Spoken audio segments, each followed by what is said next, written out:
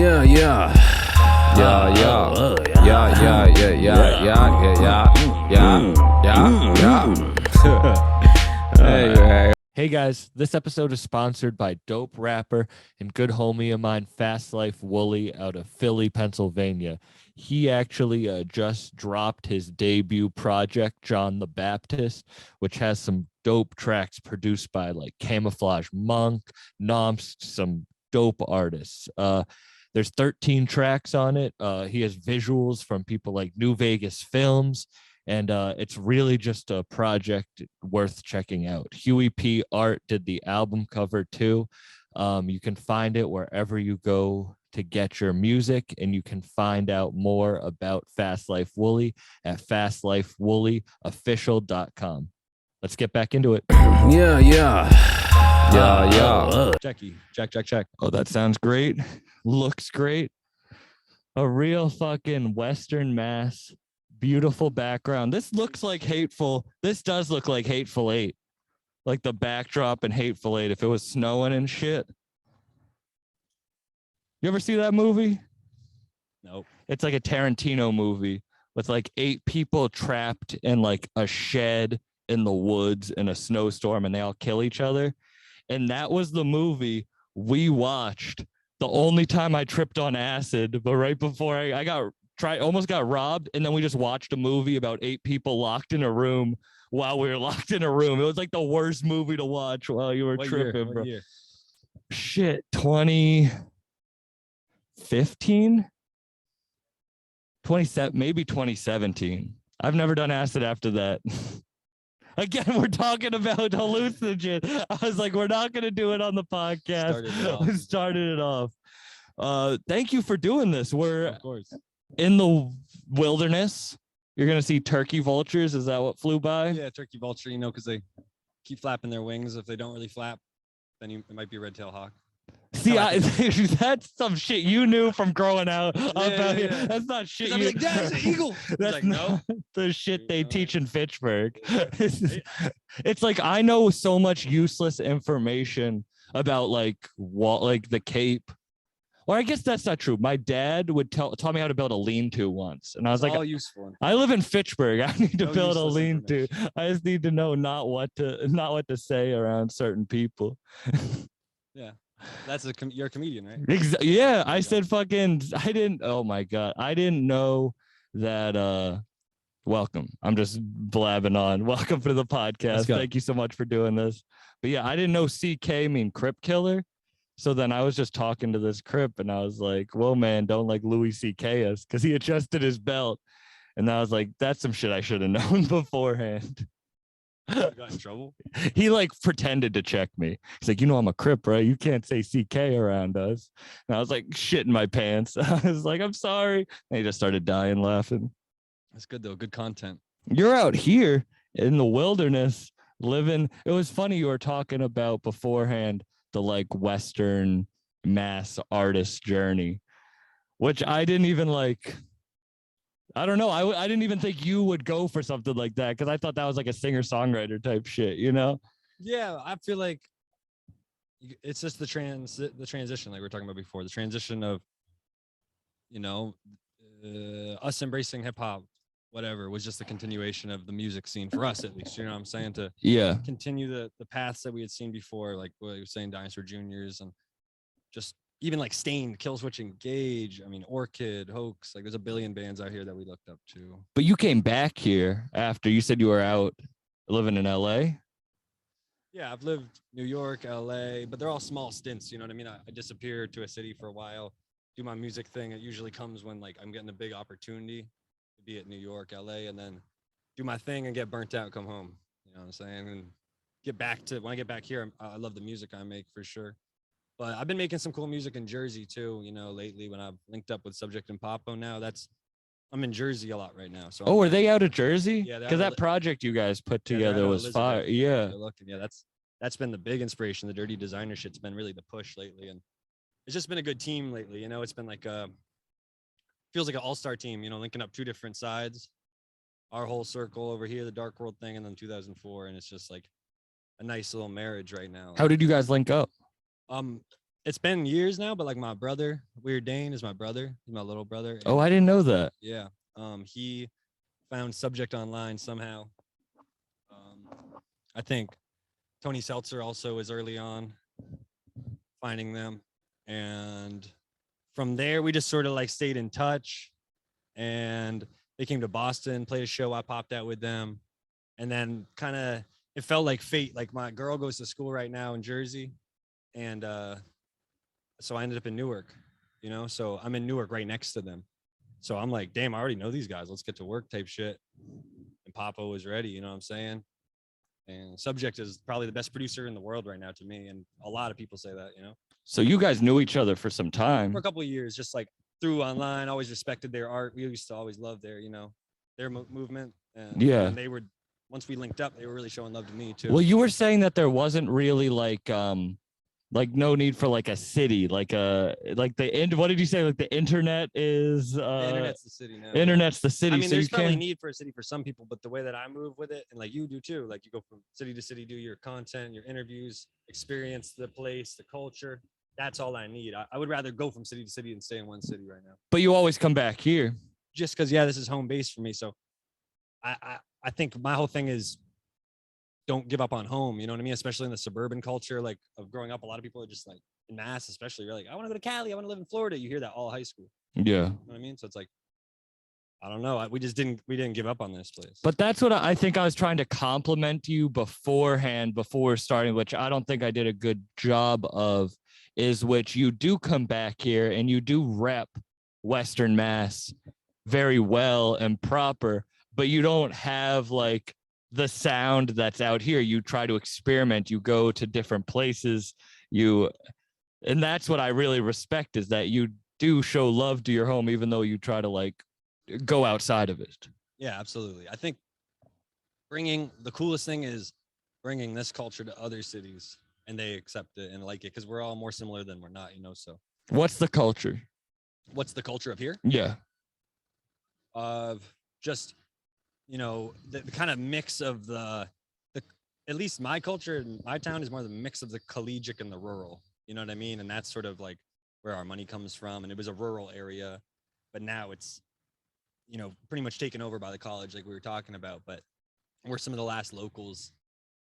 Sound is, to me, I just look influenced by like, it's not like I'm reading these books of like Walt Whitman or, Faulkner, but like, that's just a culture. I feel like that was instilled in a lot of people in Massachusetts, just that like intensity, and like, so I look at it like that when I'm talking about Emily Dickinson, Robert Frost. These are things we're constantly taught about. I'm just trying to be like the rapper that, you feel me? And then it's like the mix of the college and the rural, like in the natural world, is like powerful to me, like in my art, in the sense it's almost like Appalachian. We're at the top of Appalachia, not over here fully over in the Berkshires truly, but culturally in some ways, once you get into the hill towns, you start experiencing that. I went to middle school in the hill towns up in Charlemont. So I was, in a bluegrass band up there, and that's how the school works more. You're seeing a wagon wheel. It was very cool. So those things are instilled in a lot of people in the hill towns, you know what I'm saying, down to Amherst, because, it's all mixed. Yeah. To an extent. And then, then bringing that rap stuff, the Hampden County and the influences that I had growing up, coming out of Springfield and Holyoke as well. My friends who would come from Springfield and Holyoke moved to Amherst.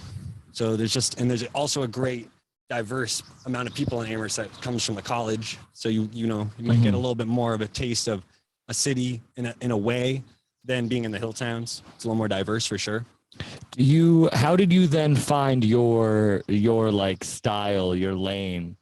Because it was funny, you were saying what, like you were in a bluegrass band, you were doing punk before. Was that what you were you in a punk band, or you said you were in bands? Yeah. Almost like new wave type bands. I've been in bands since I was a kid. It goes really But you deep. said you wanted to be what? Who did you compare? You said you wanted to be the rap game. William Faulkner, Walt Whitman, yeah, Thomas Cole, Emily Dickinson, that. Sylvia Plath.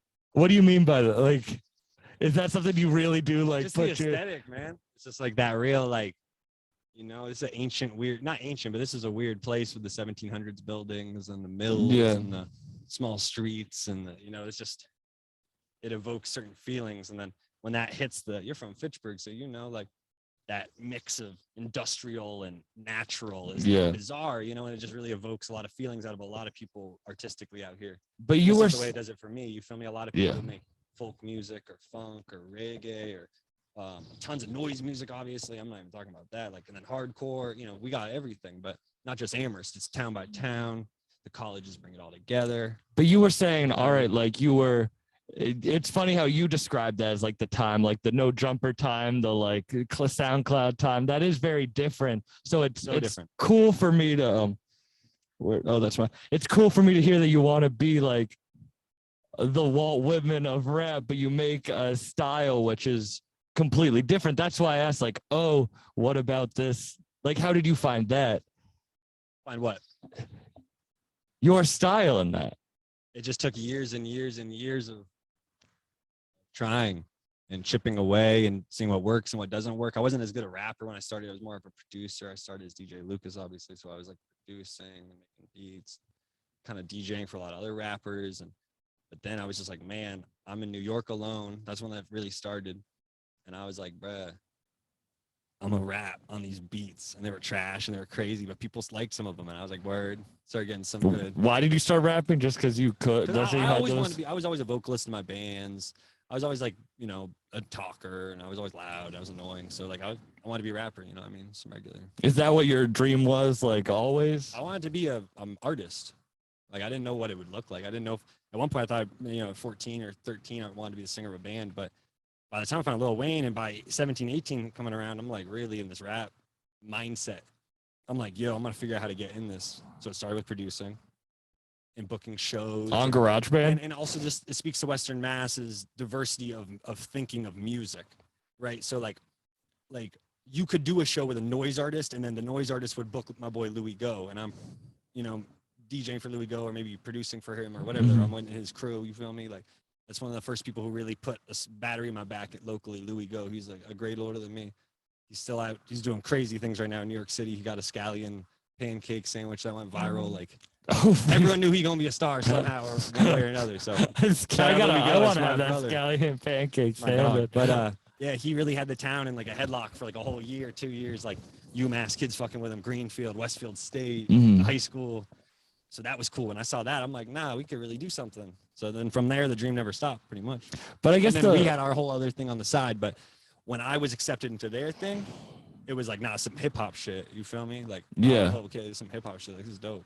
But I guess the bottom line of what I'm trying to like, and I'm sorry for not being clear with it, but is like you speak with such like love of Western Mass, not even just in the music, but just like talking, like in the conversation, like what you know about, like you speak very highly. Like I don't mean trying to sell it in a bad way, but it's like you want people to understand what you see in it, but in which you rap about too, but the style, your medium is so completely opposite of that.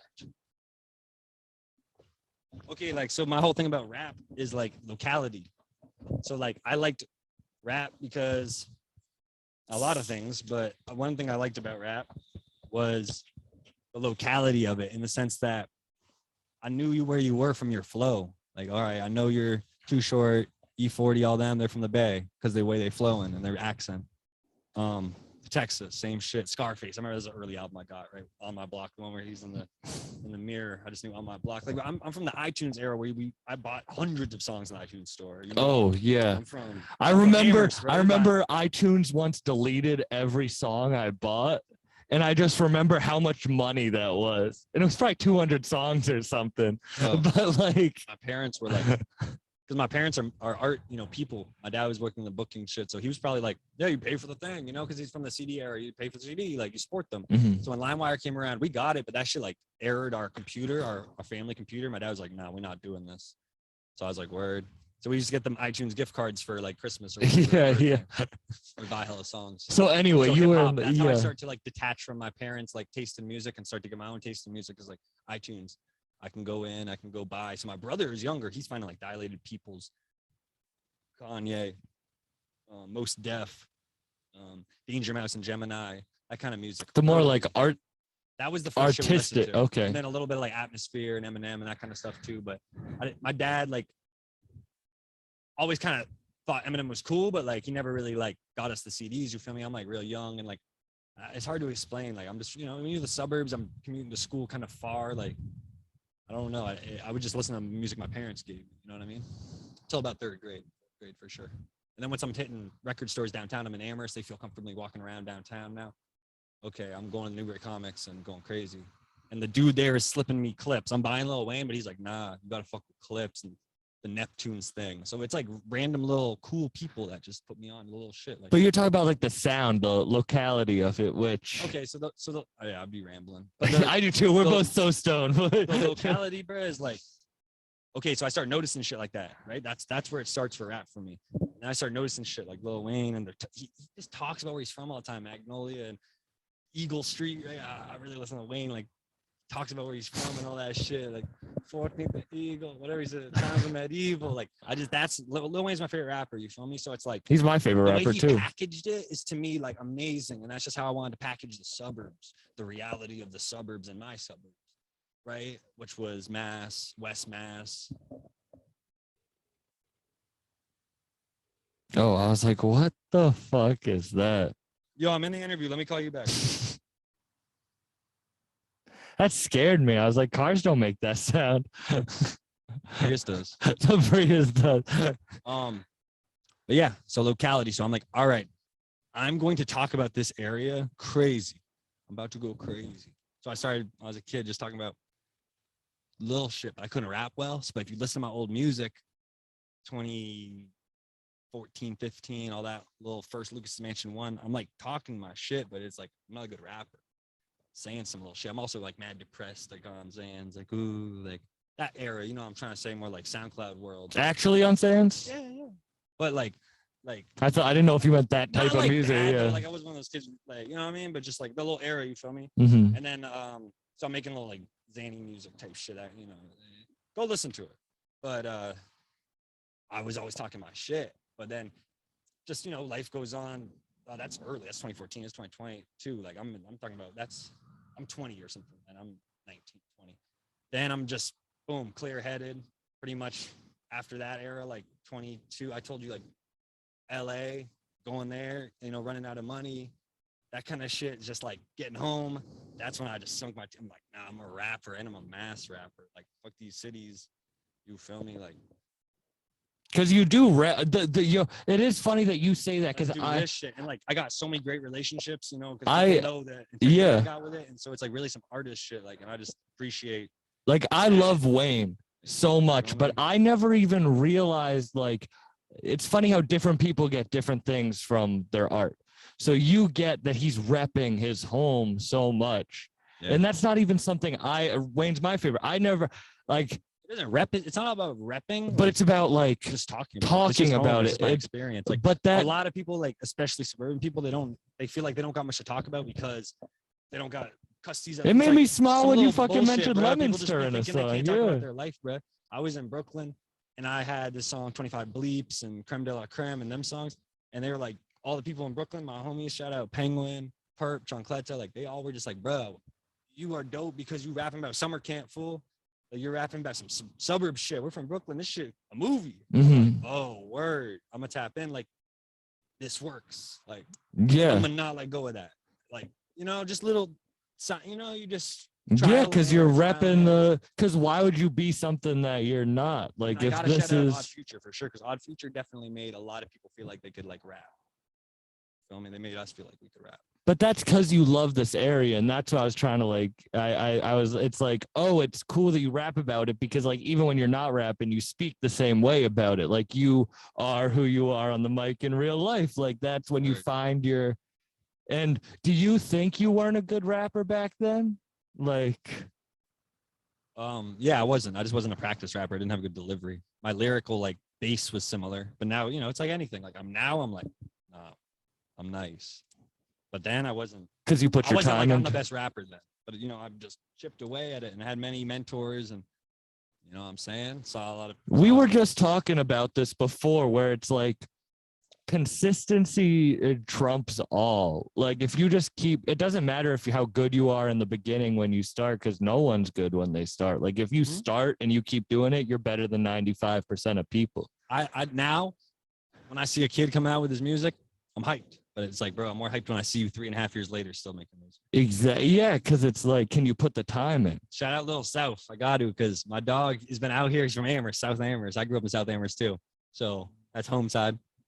And he's been out here forever. He's still out here just doing his thing. And he's still making better music than he's ever made. Boom, boom. That's what you do. You don't give up.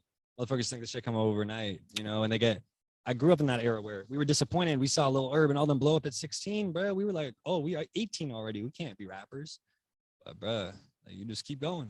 And it's just salute, you know, but everyone has their own path. And what kept you what kept you consistent on this, like on rap? Like if you didn't be out this shit, I gotta prove it to everyone. Like I don't gotta prove shit to myself as far as like this is serious or not. Like this shit is serious. This is all I was bred to do. Like my parents, like the way people have sports parents, I had a music dad. Like, you know, like he made me do music. So it's like he didn't make me not like force, not like a Jonas brother. I don't know if they have that song. But you know what I'm trying to say? Like some shit like that. But like he was like not was rap just mad cool. Like not rap, but he wasn't mad about it. Like he just maybe didn't understand it, but now he gets it because I've tied it all together. Like you talking about Walt Whitman with it. So it's like you kind of can't notice now. What kept you consistent? You said you were trying to prove to others, but yeah. Like what is it about?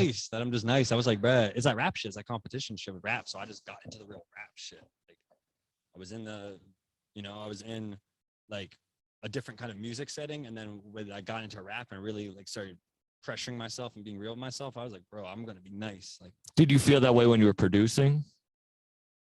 Not really. I just wanted to be involved. I just like to be involved. I'm a team player too. That's what people don't know about me. You know, because the rap culture is so much like, oh, I don't want to ask this person to do this or that, but or I'm a team player. Anyone who starts working with me realize I'm a team player because it's like I had to learn to be a team player. I wasn't always a team player. You know, when you start getting a little clout and love, you don't know how to break bread correctly. You know what I'm saying?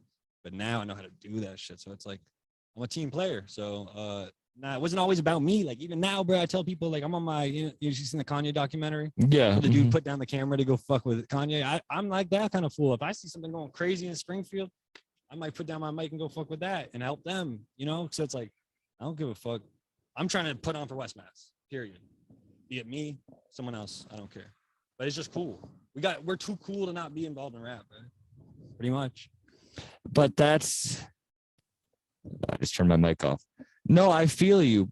I feel you. And the team player thing and the rap thing, I think it's the same with comedy, where people think when it's one person, like it's that one person on stage. It's the one rapper, it's like there's only one spot.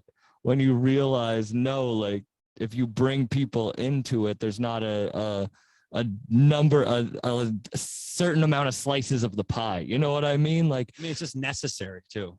It's because necessary. you said like you got a little bit of money and you didn't have that mentality on that. Yeah, I mean, not like real money, but you know what I'm saying? Like getting show money, this and that, just being greedy with it. Like, yeah, I'm real. I just bought everyone a meal, but that's not it. You know what I mean? You got to get people paid. You feel me? For their artistic shit. You feel me? For real. Do you go back and look at that time, like what would you go back and do differently with that? Nothing. Zero. Because I was just a kid, bro. And it wasn't that serious. Like, it was just regular shit, just moving around, being an artist. But now it's like, I'm still young. I'm 28 and I'm trying to be a different kind of boss. It's not about me having millions. You feel me? What is it about? It's about putting on for West Mass, like I said, and just being connected to the story, another page in the book. That's how I look at it. It's just the story, the book, good or bad. It's pretty much the book. When you left, like when you go out to LA, do you know that you're going to come back in Western Mass, or do you try to like... Even in West Hollywood, I keep it Western Mass. Who's DJ Lucas? They don't even got to ask. So that was the mentality there. The Western, always, yeah. Yeah.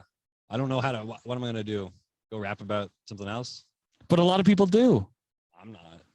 Yeah. Zero. Keeping it word. There's no keeping it real for me. It's like, that's keeping it real myself. Like, that feels wrong. You watch the old Fader thing I did. I said it feels wrong to lie. Like, I don't lie in the raps because it's like, I'd rather keep it too real. It's too relatable. And you said something, and I don't want to mess up the bar, but you have some bar where you're like, I do it because it Shit, I think I wrote it down. Let me try to pull it up because I don't want to mess up the line that you said, but it really stuck with me. Yeah, I'm gonna get bitch. It's therapeutic. I don't do it for the glory. Yeah, Yeah, I used to do it for the glory. Now I don't. I think it's also like, you know, a lot of people like feel like they never had that satisfaction, which I can understand because I've had like write-ups or whatever and things like that, which are definitely like feel crazy when you're a kid, especially, or if you've been chipping away at music for as long. It's like this shit wasn't overnight for us either, you know. So it was like 4 or 5 years of chipping away, you know, in the community, touring. I've been touring since I was like, you know, 16, 17, you know. So it's just like, now it's therapeutic. This shit is not for the glory. I have enough glory. Glory, bro. I say shit like that all the time, bro. Like I said, I ain't worried about making a fan because I'm worried it's already too big. You can tell I'm paranoid as it is. You see, as I chew his toothpick, you know. Yeah, because I don't need all that, bro. We good.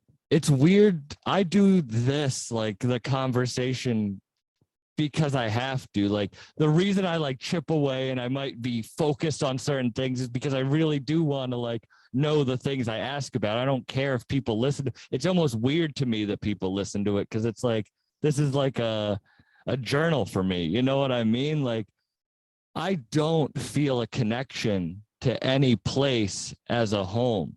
I moved around a lot. I lived in Fitchburg. I lived on Cape. I lived in Pepperell. Like I don't feel a home. So when I like really like pressure you on like why, it's because I don't really care about what people listen. And it's like I myself really do want to know, like, damn, someone feels a connection to a place. Like he asked me where I'm gonna move. Like I don't know. I don't feel a connection to any place. So that to me, I feel like lost in that way.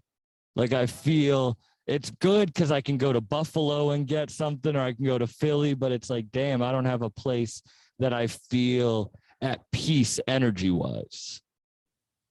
And so it's like, damn, what is that for you? It's just because you were born here, you love it, but like you come back. Where were you born? I was born in Brigham and Women's. Oh, okay, yeah. But you grew up here and like. I grew up here for sure. Like, I mean, this is my shit, and I grew of age here. You know what I'm saying? I learned my lessons here. You know what I'm saying? Like this is my place. This is my home. You know, you're gonna live here forever. Here, my parents are here now. Everyone's followed my family. You're gonna stay like you're on the J Mascis shit. You're gonna stay here for Hell yeah. And do you think a place like? Do you feel like a place like Amherst? If not here, like somewhere close. You feel me? Southern Vermont. Like I just like the lifestyle for sure. Of just like chill. It's chilling. I like the houses. I just like the nature. Yeah. I like the weed. I like the people. I like the bars. I like the post office. And you feel like you have your music gets respect here? Yes. Has it always? Yes. Hell yeah.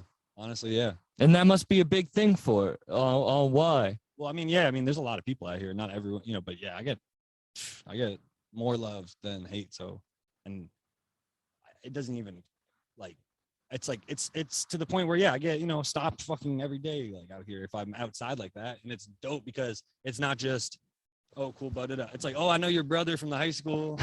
You feel me? It's just like it's too small. Yeah. So, because it's the opposite. For me, and I'm going to sound like weird saying this, but it's true. I didn't get love. Like I got hate for getting success in the like Boston comedy scene. And now that I have success in other cities, they're starting to respect me more there. But that's kind of weird for me. Like that's why it's like, oh, you rep it. They loved you from the beginning. That's cool. But it's like, damn, they didn't even like, I was ostracized for getting success or having something successful in the beginning. Like I don't even like rep the Boston comedy scene. You know what I mean? It's like, so that's cool to hear. Because a lot of people, rappers that I've talked to, are like, damn, you don't get love in your city until you get love outside your city. I mean, I got more love here once I got love outside the city, for sure. That's for sure. But man, I'm also, yeah. What was your first thing that got you major, like got you love outside of the city? Fader article. And how old were you when that happened? 2016, I want to say. Like, these boys in the woods are making the weirdest music or something. It was a nice little tagline. But yeah, how old was I? Born in 93. 2016, I was 22. How long had you been making music, like rap, like DJ Lucas? Since before that, yeah. DJ Lucas started.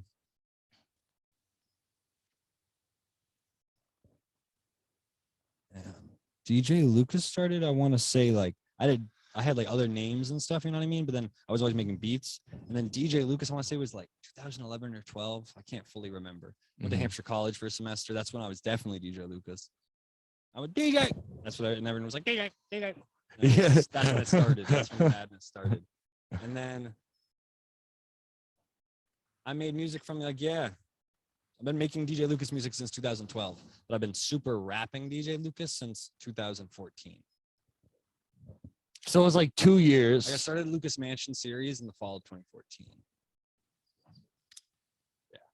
That's 2 years of rapping, but 4 years and longer with music. Oh, so yeah, it's way like, longer even. that's, I yeah. mean, but I mean, to us, we felt old, but we were just kids. But, you know, we felt like we had been so involved for so long, which we had been. We've been in, you know, playing shows in New York and stuff since 10th grade. Damn, really? In punk bands, for sure, and different kinds of stuff. And me DJing for all sorts of, like, eccentric different kinds of groups coming out of West Mass, for sure. What do they say? It takes like 10 years to be like an overnight success type shit. Yeah. You ever hear that? Where it's like, well, yeah, no, because now I should be going crazy on TikTok. They just banned me, though. They keep banning me. They banned you from TikTok? They banned Why? me, like, the second time for, like, bro, they be saying violent extremism. I'm like, bro, what the? From what? The Prius, apparently, bro. The Prius too fucking, it's too intense, bro. I was so happy to see you pull up in the fucking Prius. I pulled up in my grandma's Volkswagen Bug, light blue convertible. It's beautiful. We got a ghost ride the Prius in the Volkswagen. I can't remember who I heard say it, but someone was saying about Lil Boosie, like, he was the first rapper to be like, maybe not the first rapper, but he was the first rapper they heard to be like, yo, I got the green Corvette or whatever. I got the green, you know, Charger, and pull up in that shit in the music video, like, saying it. And like that, I don't know, that spoke to me. That's you at the Prius? Yeah. You got two Priuses, bro. Man, it's like they say, like, it's like a character on a TV show. They wear the same outfit every time. You know? Yeah, but you don't. You could pull up in two different colored Priuses. It's the opposite. That's the opposite. You need a Priuses, bro. You have a different Prius for every day of the week. That's the dream right there, right? Soon. I got the Prius lifted. Seen one of them do that. Yo, get spinners on like that frog, shit. bro. That shit awesome. Yo, I just saw that Pimp My Ride was fake. What do you mean fake?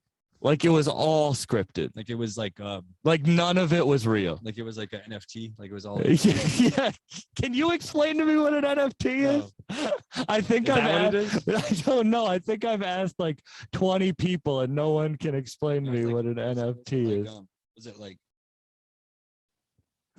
made like with like animation? Like, is that you're saying it's fake like that? No. I mean, they made the cars, but it was all scripted. Like, the people who needed their cars redone were all actors and shit. That's crazy. Right? Doesn't that? I think they're all fake. All the reality show shit. Yeah. But Pimp My Ride, they would give those people cars that you would never want to drive ever. Did you watch that show? Yeah, of course, but you know, it's been a minute. They would put fucking, do you know what I was talking? They would put fucking, like, you have an ice cream shop in the back of your fucking minivan. Like, they would do crazy shit to the car, but it was all fake. Because I guess Tiffany Haddish was on it. Word. I don't know. It blew my mind. It blew. Pimp My Ride. I thought they were really giving these people the fucking. Yeah, bro, I'm telling you, bro. You're pimping your Prius. I was watching Arthur, bro. RTO. I was watching Zoe 101 until like 7th grade. Yeah, that's a little too late though. For You sure, watch bro. it though. Ned's Declassified and shit. I kept oh, watching Ned's them once they were getting like nicer cameras and shit. I was still watching those shows. Bro. Ned's Declassified was dope as hell. I like being a kid, bro. That shit was fun, bro. I was like, and also, bro, that's what it does to being out here, bro. I'm going to fucking private school in the hill towns for middle school, bro. But there's no. I had to find hip hop. You know, what I mean? You were I still would say wearing that I your had to battle floaties in to high find my school. shit. Yeah. Bro, I'm stuck with Zoe 101. I don't know. Ned's That's cool. Zoe's no one. At that point, you're like, these chicks are hot. There's like a point. Yeah, but at that point, I wasn't thinking about it that way. That was still in my mind. I'm like using it as to stay young, bruh. We still believe I'm like in an 81-year-old Santa woman Claus. putting fucking lipstick on her Yo. eyebrows. I'm trying to stay young, bruh. You're still like putting cookies out for Santa Yes. Claus and Exactly. shit, bro. You might catch me still cookies out. Did you wear the matching pajamas and shit, Word. the zip up Edible pajama? cookies. Get 'em high as hell. Yo, get Santa fucked up. Word. I'll fuck up his whole night. I feel like Santa's more of a drinker. Fucking drunk driving on the fucking Word. with the reindeer. What type of drugs does Santa do? Comment below. Bro, this chair's so uncomfortable. Yeah, I'm sitting on this fucking. I'm gonna Look at this break shit, this shit. I can't. If anyone wonders why I'm off, it's because I'm on a fucking. He's on a cooler. I'm on This a is good. cooler This is good, in the bro. Prius. I keep thinking it's gonna explode. No, I think Thank it's you. okay. People should know You that. want to go look at the battery for me? I'm checking that we're still recording and shit. Yeah, good. Yeah, if you open the door and just look on the dashboard, there should be a battery. Oh, that's kind of good. I'm so scared. And this shit's wet. Well, yeah, you pulled that shit out. You pulled that shit out of like the fucking high grass. Word. This was thrown together. This is. Have you ever been less comfortable in an interview? No, this is good. I'm just like, I don't know. Yeah, I'm not good at interviews. I'm good at talking, but interviews, I guess something I'll have to. I'm not good at listen to. interviews either. I don't know why, bro. I'm good at talking. But People like when people say like why. All right. Why do you think you found success? I guess it's just not giving up. 'Cause I'm just a lazy motherfucker, like a lot of people. Not that. I'm not that. I dropped out of high school. I went to college for like a semester, another semester, some community college. Wasn't always good at finishing things, you know what I'm saying? But I was gonna finish the DJ Lucas shit. That's what I decided. I used to like be the kind of kid who just turn off a video game. Not if I was losing. I wasn't really like that bad a sore loser, but it was more just like if I was playing a one-player game and I was just mad, like whatever. I'd never go back to it. You know what I mean? Like I'm the same way. Yeah. Like it was too hard. Like, yeah. You know what I'm saying? That's how teachers would say, like, yo, if some shit was too hard, I'd just be like, yeah. So now I'm trying this shit when it's too hard, I'm just keep going. You feel me? For sure. You spiritual at all? Not really. I'm a Quaker. Grew up Quaker. What does that mean? You were saying, John was saying that earlier that there was a Quaker meeting house that he wanted to go to. Yeah. I don't know what it means. I don't mean to be ignorant. I'm Shout out sorry. Northampton meeting for real. Mount Toby. I grew up at Wellesley Friends meeting when I was living in Boston earlier. You know, Boston Ring, not Boston. You know, I was living all over the place: Alston, Arlington, Lexington, Needham. My mom grew up in Needham, so my grandparents lived there, and so I went to Wellesley Friends. My grandma worked at Wellesley College as like I think a librarian. I'm not sure, but I think so. And being a Quaker is pretty much like big thing is like nonviolence. Like I'll say that's like the biggest thing was instilled in me. Like just a nonviolent attitude. Like I talk shit and I'll yell and all that, but like and Quakers will yell. I'm stopped seeing Quakers yell, but it's you know it's not like some people see it as extreme. I guess the most extreme thing about it would be the nonviolent attitude in some ways. But yeah. It's pretty much the difference is like we don't really have like a pastor or like a preacher. It's more like a clerk. My grandpa was the clerk of the meeting house. Is there a God? Yeah, kind of. And you get a Bible, but it's more like God is like the holy energy that is within. Yeah. And we're back. I don't know what happened. You started talking about God. And he smited us. And he spited us. He was like, nah, you can't talk about us on this podcast. We're restarting. He said, At least he didn't delete the whole file. Thank you, God. I do. We're not deleting the whole file. No, you were explaining to me. You were explaining to me what the God entity was in Quakerism. All right, so I always just grew up like believing in something, believing in like how a lot of people say that. Quakers, pretty much belief is like a nice little constructed version of that, in my opinion. Big thing, nonviolent. There's a history of like Quakers being active pacifists. I think maybe inherently they are to an extent. Obviously, I am, and that's how the Quakers were brought up, but on paper, like couldn't go to war, little shit like that. Quakers got a pretty interesting history in America. Are there any other Quaker rappers? I think Chris Crack is a Quaker. Really? I think so. Oh wow! Because I have found you've never met someone hit me up like I would post online like I'm a Quaker rapper. You know what I mean? I'd be saying shit on Twitter. Someone's like, "What about Chris Crack?" I was like, who? Like then I did my research and I was like, oh, I grew up on Tree. Like you remember MC Tree? Yeah, no, of course. Up on that. Like, super. Chris Crack's Tree, bro, one of my favorite rapper producers ever. So then I was like, oh, what? This is all a thing. And then Chris Crack was like, I reached out to him like, yo, we need to make something one day on some Quaker shit. And Wiki went to Quaker school. Oh, really? Yeah. I didn't even that's how like it's ignorance, Friend school. If you see something friend school, I went to Cambridge Friend School and I was in the Boston ring like I was talking about. So I grew up when it came. And they teach you nonviolence. I think I can't like fully specifically remember at the school, but you have silent meeting, which is like our worship, where you're just quiet for like the adults are quiet for like an hour, 45 minutes. It's like pretty long. When you go to there's a Sunday school kind of thing. He's doing a 10-day silent meditation retreat. Nice. Yeah, that's some West Mass shit for sure.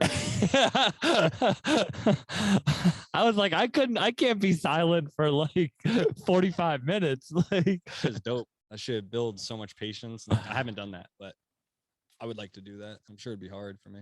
Yeah, I meditate and see.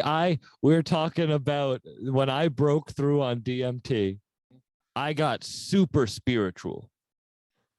Super, and I still am, and I still like meditate, and I still like, but there was like it was a life-changing event for me. And then I kind of like, the more you get away from experience like that, the more you lose the like energy behind it, like you remember the memory of it, you don't remember the actual like happening.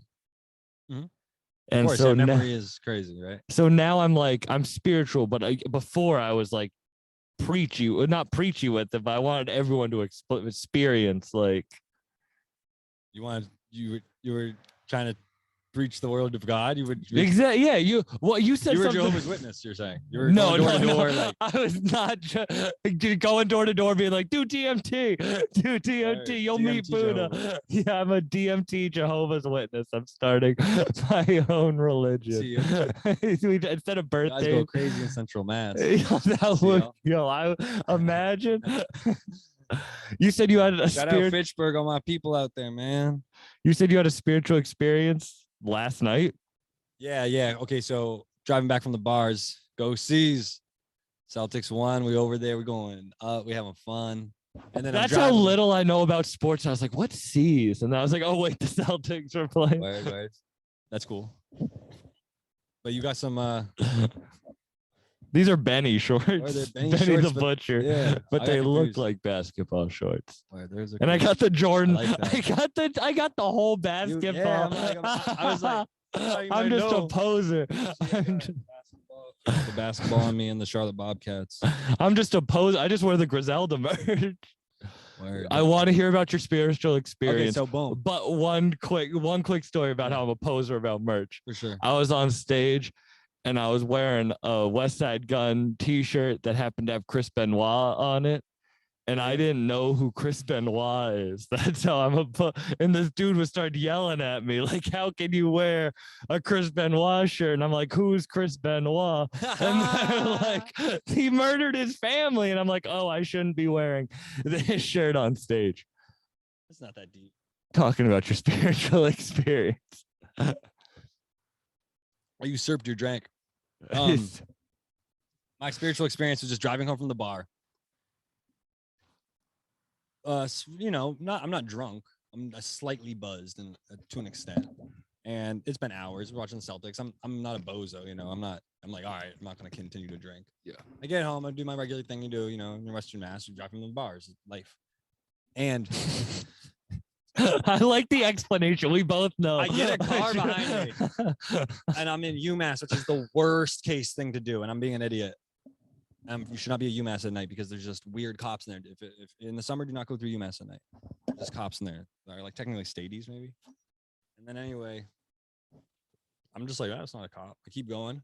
Boom, blue lights. It's not the car behind me, but the car behind him or them. And boom. Pulled you over? Pulled them over. And I kept driving. And I was just like, whoa. I didn't even know I had to be paranoid, but thank you. And then, because, you know, I'm very not paranoid in my town. And then I was like, kind of like, thanks. Like I was a little buzzed, right? So I'm like, well, good looking God or whatever. Like, whoo, cross my heart kind of thing. And then I'm like, fuck that. I'm a Quaker. I don't thank no God. I'm good. Boom. I turn on the radio. It's that Elton John song. He's like, everything's a human every problem is a human bro. I'm like, it said some shit like literally, like I was talking to myself in my head, and then I turn on the radio, that shit just talked to me. But then at first I'm like, you know, it's the new remix of I think it's gonna be a long, long time. Oh yeah, yeah. He says something, the first lyric. I haven't look at my phone right now. I searched that shit last night. I was like, did he really just say that? Like everything is a human feeling or something. Like I wish I gotta look at the. Look it up. Yeah. That shit blew my mind. I pulled into my house, looked up the thing, and was just like, nah, that's some manufactured like pop bullshit. You feel me? Like they tricked me, bro. It's like a Budweiser thing. Like you driving home, you're like, just broke up with your girl, you turn on the fucking radio, your girl broke up with you, whatever. Turn on the radio, and there's the song like, and she's supposed to be next to me in my Jeep. And you're just like, bruh, this is too perfect. And then people just be like, that was God. But it's like, bro, that shit was the pop radio. That was Elton John. Yeah. That wasn't God. That was Elton John. My point is this: I'm still fucking with the Quakers. I believe that God is everything and everything. Yeah. And I think that that's the realization I had from my Quaker spirits. That is pop bullshit. It's not Elton John's fault. I lost you at the end. It's all pop bullshit. Yeah, like all that like back and forth in my head. That's the conclusion I came to. Like there were so many different, you know, things that seemed. That's why I don't listen to the radio. You put on your own music in your car. I was like, damn, bro, the cops can pull me over. I'm like, and I think it's gonna be a long, long time. What the fuck did he say though? Let me look it up. Yo, Elton. Oh, I can't even. Oh my God, the story about Umass. I look like such an asshole in this story, but sacrifice. It's a human sign when things go wrong. So like what I took from that was like, okay, I'm driving. The dude behind me gets pulled over, whatever. Car behind me gets pulled over. I'm driving. I'm like, thanks God. Then I'm like, nah, I'm a Quaker. Then I'm like, turn on the radio and it's like, when things go wrong, it's a human sign. Like, it was just some like, all right, like it's bigger than me. That's how I looked at that. Like, fuck, it's a human sign. Like when things go wrong, like some spirit was looking out for me. Then, but you don't actually believe that. It's pop bullshit. so that's your final thought on it. Is it's pop bullshit. So my point is, a spiritual experience can lead you to understand that there's some pop bullshit going on. For real. I feel you. That's where I'm at today. Like, I'm like, nah. I hope this makes sense. I used to write plays and shit. Right.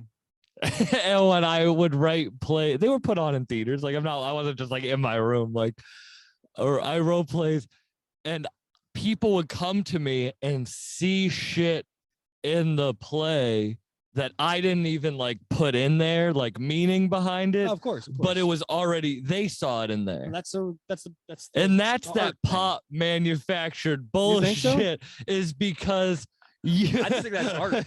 Because from someone else's lens, they can see the meaning that is just a coincidence. Well, no, but that's not pop manufactured bullshit in the sense that you made a play and someone saw some meaning. I write raps all the time and people find meanings in them. I'm like, oh, I didn't mean to say that, or like didn't mean it that way, but that's cool. You heard it that way. Like pop manufactured bullshit is to me is like when you just crystallize emotions purely to like inject into people through the radio, like, oh, she's supposed to be in the Jeep with me. Like, yeah. It's like literally, bro, like country music, especially like in the early 2000s, bro, all the beer like songs and God songs, like it was just, it was just easy. It was just boom, boom, boom. So the radio is easy, crystallized stuff. That's why they don't want stuff that's too abrasive, Yeah, because that's how I look at it. But what you were doing was just relatable. Just meaning. Because I feel like rap. I don't know if you were doing kind of play you were doing. It was No, like the Music Man. Yeah, I just rewrote the Music Man word for word, but it took place in Fitchburg. Yeah, the Music Man in Fitchburg. The Music Man in Fitchburg. Beautiful. So you believe in coincidences more than divine intervention? I don't know what I believe, but I know I'm a Quaker, and I have to like, whenever I read up on like Quaker stuff, like what's so beautiful about it is there's like not that much in the sense that there's not much strict opinion about it, and there's not like much certainty. This is such a dumb question, but please, is like, you know how they have like kosher hot dogs? Is that what like Quaker Oats is? No. Okay. Quakers, just like the Quakers were, as a community, taken over. Like they would move around a lot, and they founded a lot of shit, like on some colonial shit. They were just colonizing like random parts of Kentucky or Illinois, or they had an encampment in Texas in like the late 1800s. Like they're everywhere. There's any state you're gonna find Quaker Ohio or Quaker Illinois or Quaker Point or Meeting House Road, or Mass had tons of them. Everywhere. So and you were raised Quaker. Yeah. So that's why you see things like Quaker Oats, because like they had Quaker, I think like oil. Okay. There's just shit like Quaker State oil, yeah, or like stuff like that. Like there was at one point a lot of Quakers in, the American industry, probably, of whatever, like the industry. I just wasn't sure if it was like, oh, this is like a Quaker backed product.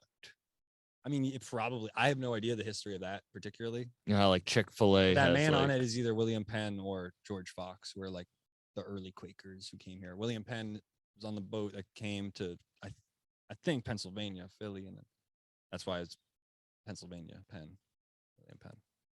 Do you feel like you have a fucking vast knowledge of some crazy stuff? Just a psycho, Brad.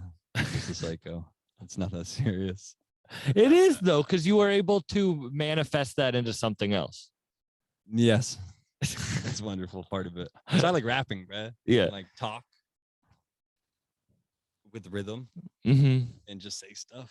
That's why I like say, and then like I can't, like I can say anything out loud, but I can say a lot of stuff in music that I feel more comfortable media. like doing comedy than like talking in real life. Yeah, exactly. Hello. I'm Mark's friend. Okay. My name is Lucas. I'm friends with Mark. Yeah. He gave me permission to do this.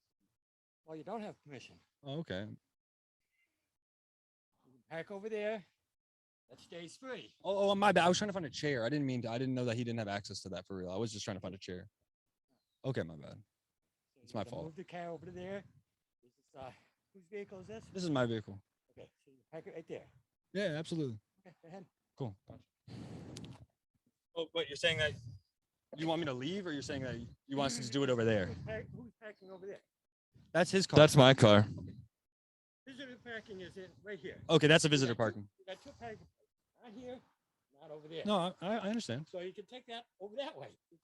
Okay, but you're saying we could do it here, though. Do it over there. Thank you, Okay. Do it here. Perfect. No problem.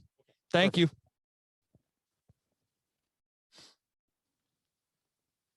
Yeah, my bad about that, though. Yeah. Hello. And we're back. We are back. We're back. People know exactly what happened because we got it on camera. Not much to explain. Not much to explain. We just had to move We had to move that away. 15 feet You this can take way. that over There that we way. go. And we're back. And now I'm in a worse You can take position, that over but that way. we're all good. Well, the last thing I talked to Man, we've had a lot of that was a spiritual experience right In some there. ways, yes. I was just about to tell the story about me getting too drunk at Umass. First, you have any crazy stories at UMass? Like just more like messing around growing up. You know, we didn't like to go over there too much to like party because we were just like the locals. So we like in the summer we go skate. You know, maybe do a little, a little strange graffiti art. Yeah. You know what I'm saying? Public art. Yeah. There was like some horse cops one time that chased us down on skateboards, and the lady said, we're gonna have to reapply your freaking face. And that always stuck with me. Wait, what? Because we were on skateboards going down like the main road in UMass. And I guess they're like, it's a main thorough, way. Oh, It's I thought they were like, we're gonna have our horses stomp you out. No, until you no. Need a new Like they face. thought it's somehow dangerous, but I mean, I guess it is, but like not really, because no one's really speeding through UMass. You ever have a fake ID? I didn't need one. It was like pre the machine era. Oh yeah. Bless you. It was a different era in Amherst at one point. I mean, not that you could just like go to a liquor store and get something, right? Nothing like that, but you find a way, right? Yeah. I just didn't know if you ever. I didn't need a fake ID. I had the worst fake ID ever, and the first time I used it, I went to Olive Garden, and I had it was 2016. It was 2017. And I had a T-shirt that said 2015 high school graduate senior, like using my fake ID. I was like, I shouldn't have worn this shirt. Yeah. Did it work? It was Olive Garden. They don't give a fuck. Shout out Olive Garden. I shouldn't have used a fake ID at Olive Garden anyway. Why are you IDing for a blue moon at Olive Garden? I drank a bottle of tequila, and just the statute of limitations is up on the story. We broke in to one of the academic buildings and threw like a rave in a classroom. Dope. Yeah. Like that's basically what happened. And I was so drunk that I was like, oh no, I need to sit down. So I'm walking down the hallway trying to find a door, and finally a door is open, and I go in and I just throw up everywhere. Yeah, not in the trash can, and this dude comes in after me and turns on the light, and it was a teacher's office. Wow. And that was Friday night on a long weekend. So it just sat there all weekend. I told you I wasn't going to look good in this story. No. It's not, I'm not like mad at you. But it's kind of awesome. But I ruined that. I really hope that teacher was a piece of shit. Bro, you got the same Bev taste as me. You got Spin. This is the fancy seltzer. And some nice polar I want them. Oh, look at they get the real crotch shot for this, for the change of episode. That's what you get for dealing with. He definitely has bodies in there. He's like, get away from there. You'll smell the dead bodies. No bodies, just hay.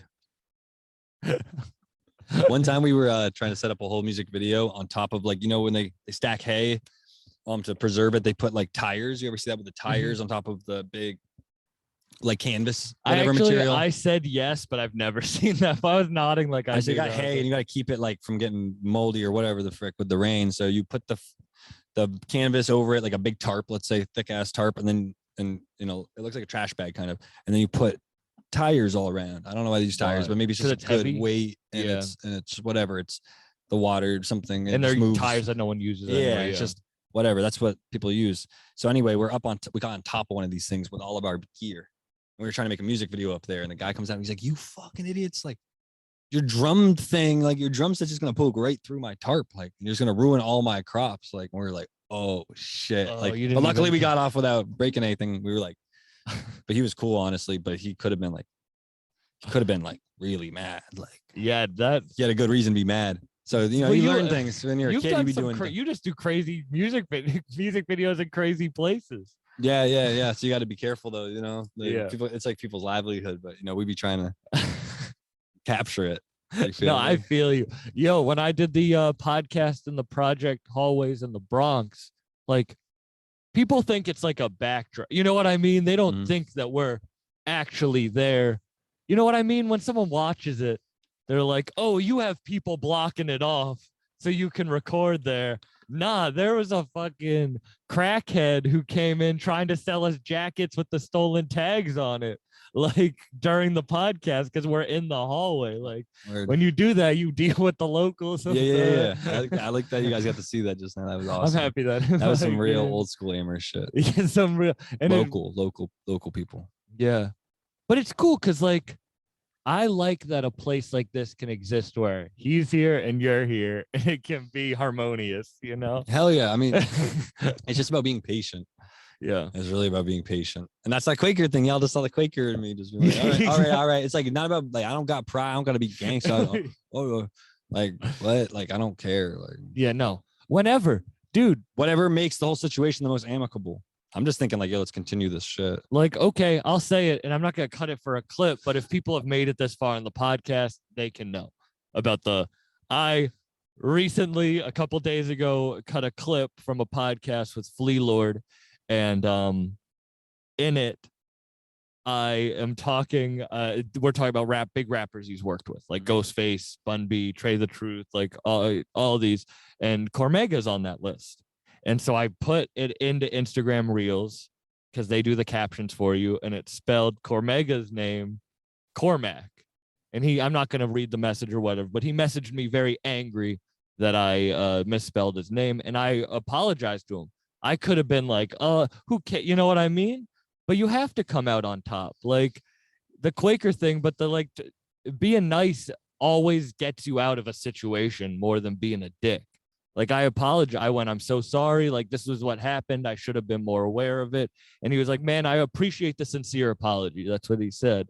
Yeah. And it was like, why would you ever be a dick of it? Like, yeah, it's helpful, man. It's really helpful to just, everyone has feelings, bro. I'm not like this Quaker shit is some stoic shit, but that's not like I'm like that all the time. Of course, I have feelings, get angry, ups and downs, but that is always,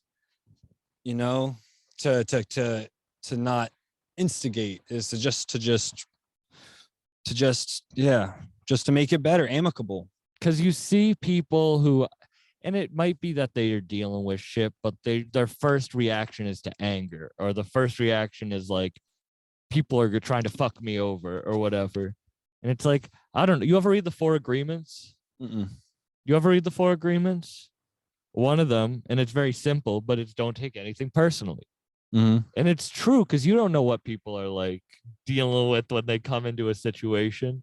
So like if you come in angry, like I try to diffuse the situation instead of like if someone comes at me angry, I'll try to diffuse it instead of raise the stakes. You know what I mean? But when I was younger, I would love to raise the stakes. Yeah, no, that's why I like the Quaker thing because it definitely instilled that like don't raise the stakes violence thing. Yeah, the ego thing, because I feel like it's sort of like you're just part of this Quaker thing. And the older I get, the more it's like, all right, these. Did you ever have a point where you stepped away from it? I mean, yeah, like I just stopped. When we moved from Boston to Western Mass, I really didn't go to Quaker meeting as much growing up here, but it was just so instilled in my family. Like my great grandmother, who I was, able to meet and be around, she died at like maybe 97, 96. She was a birth Quaker, her name was Haworth. And so the Haworths were like a really early Quaker family that emigrated to America. And so I had like deep shit. I could just look up and just look at cool stuff. So I always felt really connected to that family. Went to the Haworth family reunion, and my grandpa and my grandmother, who's still alive, they were practicing and they lived in the meeting house, and my mom grew up in there. So it was really instilled into me. But now I just love representing Quaker stuff because it's such a positive thing and such a cool thing. And it's not like you're going to live here for the rest of your life? I don't know. Hopefully, if I can financially, like it's getting expensive, not necessarily Amherst. You know what I'm saying? I'm not totally sure. I have no idea what the future holds, We'll see what happens. You ever think about what type of old person you'd be? Old rapper, man. This is all just to build the fact that I'll be able to be an old rapper. You want to be an old rapper? Yes, bro. What's an old, like rapping 80-year-old rapper, like look rapping crazy. About like fucking CPAP machines? I'm already on my way, bro. I'll be wearing Merrells and Patagonia vests and just rapping about fucking shitting yourselves in AARP. Pretty much, yeah. Keeping it real, like I'm lonely now, like you know what I mean, like all 3 wives I miss my like I miss my parents, like I'm an old man, like at the bar, like what does it all mean? Like I'm so you old. want a rap version of Piano Man. I mean, yeah. Isn't that what that's about? He's Rap, just at rap, the Walt Man. bar. Okay, there you go. Exactly. He's just at the bar. Sad. Piano Man. Yeah. I'm with that. I like that. I like that. Yeah, I'm with that.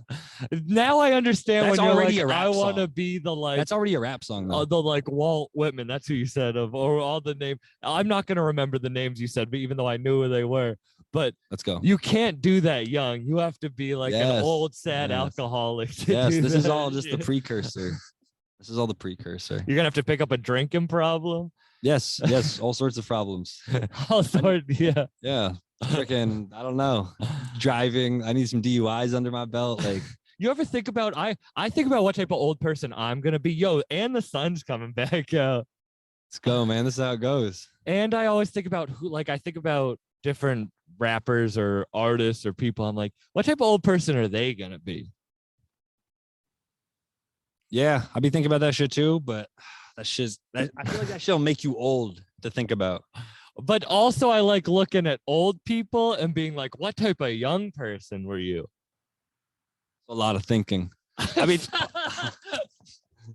I be thinking, bro, but that's a lot of thinking. That's too much thinking. Maybe I'm more egotistical than you. You're like looking at old people like, I'm looking at old like, people like, were you imagining- cool? Were you cool? No, or yeah, are you I'm just like- always a piece of nah, shit? I'm just driving around like, am I cool? Am I not cool? Like, I'm the opposite, bro. Well, that's the thing. Rap, you talk about yourself. I'm more like, Word, I want yeah. to know what type of young guy that guy was. I feel you. You just want to analyze everything before you analyze yourself. Exactly. Now you're analyzing me. Chapow. We just need to move locations and it fucking That's good. shot back up. Like what was he? You think he was like, he's probably the coolest guy around. It's probably fucking all 6 girls in his town. He's probably sent off to war, killed some foreigners. He Word. came back and he just has that shed. Traumatized. He just has that shed. All he wants is wife. Oh, you're Yeah, talking yeah. about homie? Yeah. Yeah, I wonder what he was doing. I have That's no what idea. I mean. What type of young person was that? Don't know. you I'm not think, gonna even. you think he start was a to- rapper? Definitely not a rapper. Definitely not a rapper. But he was cool. He came in hot. He He's came not in going to hot. be listening to the podcast. No. I'm not worried about that. If he found this podcast, I would shake his hand. I'd be like, wow, you didn't know what a podcast You could have is. shook his hand before, bro. He was showing love by don't the think- end. I don't think so. Yeah. He was showing I love. love how you were like, we're not doing anything weird. And he's like, I didn't. You got to say tell these that. people, bro. Like, Yeah. what's going on? Well, bro? it was funny because you were talking about, we were like checking the doors. Maybe he like, didn't see it. he probably thought we were breaking in, but we would be the worst robbers ever if we set Yeah. up a camera after I'm the open- robbery. Yeah, it's just you got to be. That's what I said to John afterwards. My new thing should be you rob a place and then do a podcast right in the location afterwards. It's a good idea. Imagine. Well, I'm not gonna say that's a good idea on camera. I'm not. It's a bad idea. I misspoke. Wouldn't that be great though? No. We're here at the Louvre where we just pulled off the biggest art heist of the century. So, your top 5 influences. It's not gonna make it that long. It's gonna be. That's It's gonna be cut short. the most viewed one episode ever. I wouldn't consider it an episode. It's like there's a wasp on a flower over there pollinating. Oh shit. Imagine it's a honeybee. Yo, that's a horny ass bee. You ever see like bees on flowers? time and is you're it? Like, What time can is you? It's 6. He's out late. Damn. That He- wasp he- is out late. Maybe he's getting a second one. But whenever I see bees pollinating and shit, I'm like, can you not masturbate in front of me? Like, Word. Stupid. it's stupid as hell. Will I You ever got say me though. that? You gotta laugh at me. That That was an was- honest laugh. I just came up with that on the spot. Will I use it on stage? Probably, but it was written here first. Do you sit down and write your shit? Or do you do it when it comes to you? I We're do. getting back into the serious I questions. do both. I do both. I do a little freestyle in the thing, and then I do a little writing down the bars. You have a bar. You go, I And don't I- know what to write about until I'm in front of a mic or something. Yeah, like for that. sure. I'm not like, yeah. I don't be. Then I just kind of like take things and. That's when I said we were talking don't know, about you man. feeling lazy. I feel lazy because I can't force myself to sit down and write. but I'll go to a mic every night and try out material. But like, I wish I could just force myself to write for an hour. Word. Like, I'm very bad at that. That's yeah, where no, I'm lazy. I record all the time. That's one thing I do. I do is that I go into mother freaking studio all night, be yelling, screaming through the hallways, just like You have like a home studio and shit. just confusing people in my building. I've been doing that for a decade. Do you still produce your own shit? It's all mixed, mostly other people now. But the coolest thing is like most of my new beats are from not Subject, but Sub from out here. I mean, Subject, obviously, that whole Dirty Designer and stuff. And me and Subject got shit coming, but got another kid named Sub too. Goes crazy. He's from out here. Got my boy Marco. That's where we're at right now. His spot. Marco makes beats. You know, so I've been able to collect a lot of Western Mass producers lately. And then I got all sorts of stuff. I'm just down to open to work with everyone, but I'm going to try to inspire locally, continue to, because the more the merrier, the more it's spread and more influential it gets. And these kids might have cousins that are young and look at them like, oh, they're making beats. And I can point to this DJ Lucas video with 20,000 views and show it to someone and they'll take it seriously. Oh, my cousin made this, or right. Just shit like that. Like it's all one big, there's many more opportunities, more possibilities. That's why work with more people. Yeah. That's why I love Griselda. It's because I don't have like a connection to Buffalo before that, but like they re-inspired a city like Buffalo. And when you go there, it's like everyone's trying. It's now everyone can eat because it was like, no, we're gonna put on an area that might not have had the love before. No, absolutely. And it's, you don't go outside. You don't try to get the biggest name from somewhere. It's like, no, we're trying to put on here, right here, and put on what we're trying to do. For me, I'm just doing my thing. Like I never think of myself as like there've been times I'm like, oh, I'm the West Mass rapper, bruh. I'm it. But it's like I'm not there's a history of beautiful music here, famous music that made it to Boston, to New York, to worldwide, between all the bands I named earlier, and so much stuff. You know, maybe there hasn't been as many rappers. There's definitely been a lot of rappers in Springfield and other places to go hard and tour and do satisfying, valuable things. But it's exciting for me to do that as well, to be honest, and just continue that legacy of Western Mass stuff. And I like that. How did you get in contact? And this is with Bruiser Brigade. Shout out everyone in Bruiser. Shout out everyone. But I've never said this on camera. It'll be cool. Like the first momentum I feel like I ever got was Danny Brown. I opened up for Danny Brown when I was like, I want to say like 2013 in Northampton at Pearl Street. Wow. It was Kitty Pride, maybe. So whatever year that tour was. Oh, wow. 2013. So it's Kitty Pride, Danny Brown. And I opened up. And I don't know if it was that show or a show where he had played before, maybe even years before, but I gave Skywalker a Dark World hoodie. And that man wore a Dark World hoodie. And there's probably 10 pictures from different shows throughout that tour that he wore it. And so I was able to like always have these pictures of Danny Brown on stage with Skywalker behind him with a Dark World hoodie on. So people were like, what the hell? Like, that's dope as hell. Like, so we were kids though. Like this is like 2011, 2012. So it must've been the first show he came. And then the next time they came, I opened up for them. Like I had finessed it through the booking agent at the club. And I was just DJing. I didn't even rap at that show. I was just DJing on stage, doing some like fucked up DJing. Like I used to pick up my controller and shake it. And like, I've done all sorts of experimental things. So that was the Bruiser Brigade connection started there. The spark was always, and then Black Noise produced my biggest song. One of them, Ballerina Look Like Jumpman. Shouts out Black Noise. Helped me in my career immensely. I didn't even know Black Noise produced that. Yeah. Wow. So that's like another sneaky. Shout out. Just saw him on tour with Earl and Action and Boldy. Yeah. They're all going crazy. That man, Rob Black Noise, that's my fucking dog. He's mad fucking cool. Shouts out to him forever, man. That's my dog. It's my heart. But yeah, so that connection grew in the Bruiser Brigade. Things just been real natural, bro, with us. Like, and me, it's just been really warm. And then I was able to go out there recently with my Papo and Sub, and we locked in at the house with Bruiser Wolf. Ray. Bruiser Wolf is amazing. I love all them, JUS, Ray. Shout out all you guys. Quentin Ahmed. Quentin Ahmed. Yep, I met them all. I met like, all those guys. Shout out all y'all. They're amazing. I can't wait to hear. So we got some stuff coming and oh my god. Yeah, there's some stuff in the in the vault. I can't wait to hear that because those dudes are my like. Yeah, man, Bruiser Wolf. Bruiser Wolf is so fucking good, bro. All of them though, like all of them are good. Fat Ray did some shit. Fat Ray's a legend. He has shit with Black Milk. Like he's a legend. JUS fucking engineered Atrocity exhibition.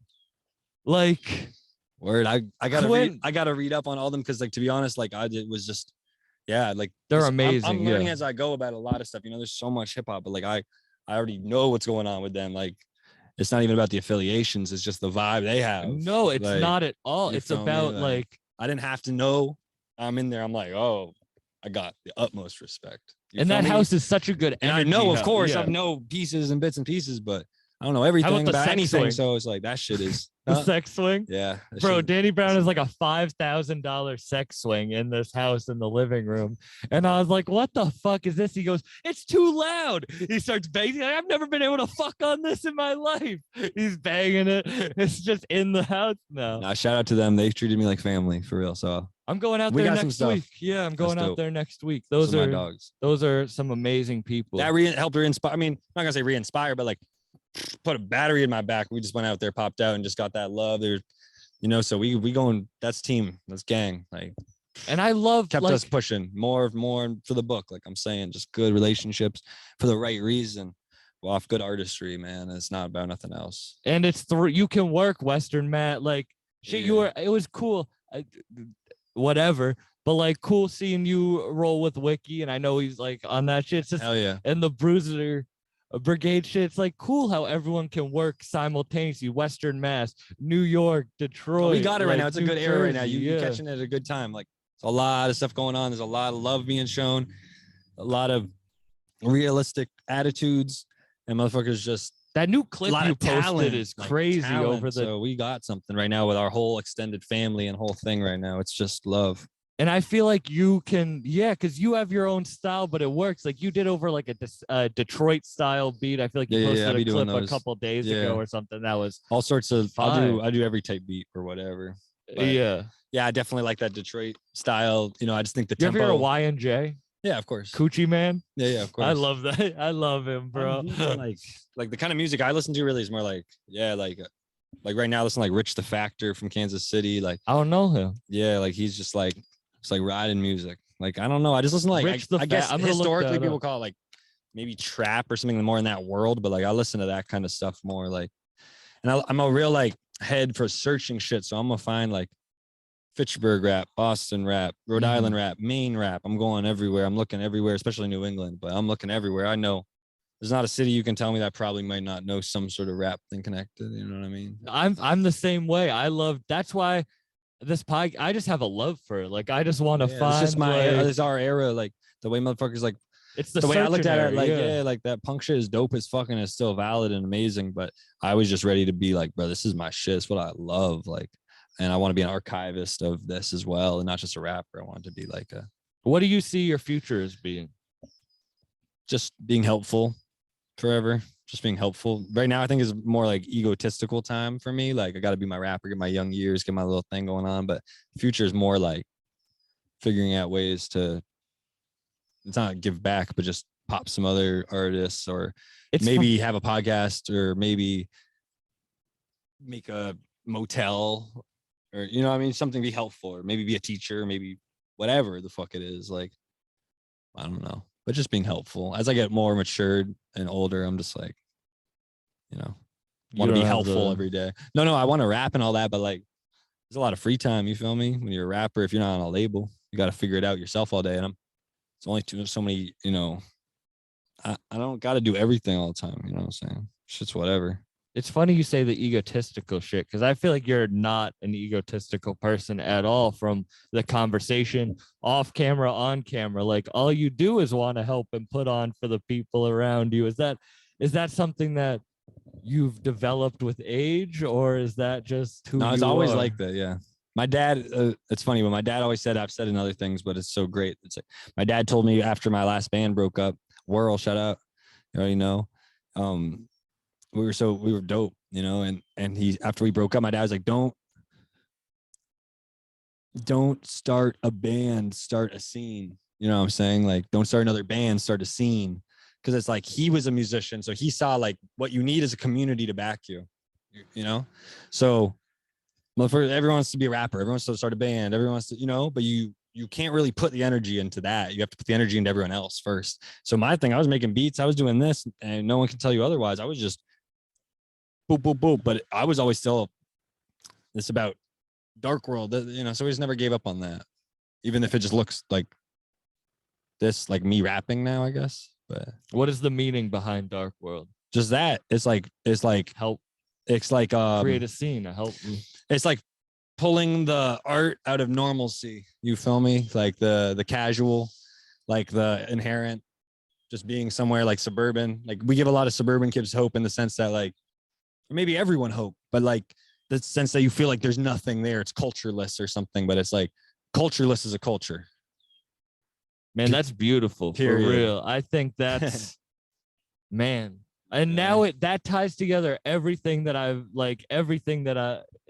tried to, it makes sense. The music, the who you are now, it does make sense. And that you're always in the dark world. That's cool. The name Dark World's just from a Yu-Gi-Oh card, and a rather ominous name, but the name has nothing to do with it. Was more like we were just like, yo, we're gonna make something that sticks. Dude, this podcast is called Bucked Up, and they just wrote about me in Harvard. Like, yeah, it's stupid there you go. as Congrats. hell. Like, that's dope. it's stupid That's a dope as feeling. you know, like the name is The name didn't represent the morale of what we were doing. but it's the feeling behind it. It comes through. Yeah. And I think when you're doing shit for yourself, that's when people really see. Yeah, for sure. Man, thank you for doing this. Hell yeah, this is dope Man, as this fuck. is dope as hell. Legendary. This is legendary. We got some legendary footage on this. Thank you. Gang. Check out his shit. Dope as hell. Thank you. John Zayats. Thank you Shout for out, John. sitting in. Peace out, everyone. Bucked up. Yeah, yeah. Yeah, yeah. Yeah, yeah, yeah, yeah, yeah, yeah, yeah, yeah, yeah, yeah. Hey, hey, hey.